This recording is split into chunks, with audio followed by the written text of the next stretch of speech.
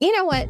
At first, I think innovation is more like technical because I'm from a technical background. Everybody's, oh, innovation, what's this new device, this new thing? And that's the bias that I think I have. But really, when I think about innovation, I've talked about disruption a lot, but innovation is like using your tools to address situations that maybe have not been addressed before. And I've given a few examples today, but it's no longer just research that is going to help to address things. It's research plus being out of the box. It's actually questioning in new ways. It's like my books. It's saying there's a different way to do something or to present something or a different audience that we connect to.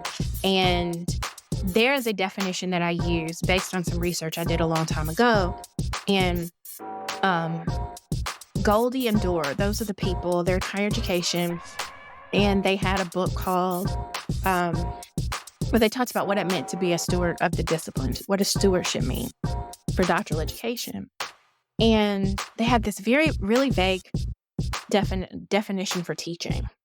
Or no, not teaching, transformation. So it's generation, which is creating new information, conservation, which is like maintaining the field. And it could be like in journal articles, for example. And then there's transformation. What does it mean to transform? And their definition was teaching in the broadest sense of the word. I had in my presidential research 40 people I interviewed with engineering PhDs. And I asked them, what does that mean? What is teaching in the broadest sense of the word? And it was the space of not just classroom teaching, but it's like outreach to people who are in K-12 education. It's so many things. There were so many things about teaching. And my aha is that I always wanted to educate people who would never be in my classroom, people who would never know me as a professor. And so when you see me do so many things, when you see me work on social media or write a LinkedIn post or start something with my business or write books, it's because I'm teaching in the broadest sense of the word.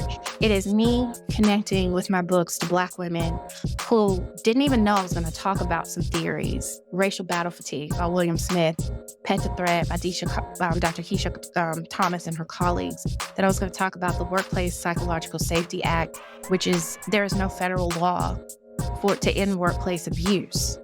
People didn't know that.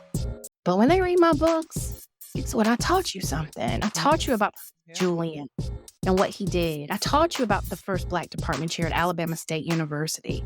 I taught you about Etta Faulkner and Ursula Burns at Xerox. I'm teaching you Black history, but I'm teaching you how you also can be empowered. I'm teaching you that you need to go to therapy. And if you're grieving, you don't have to grieve by yourself.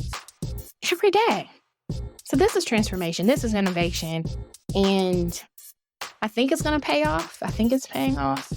But it's just how I move.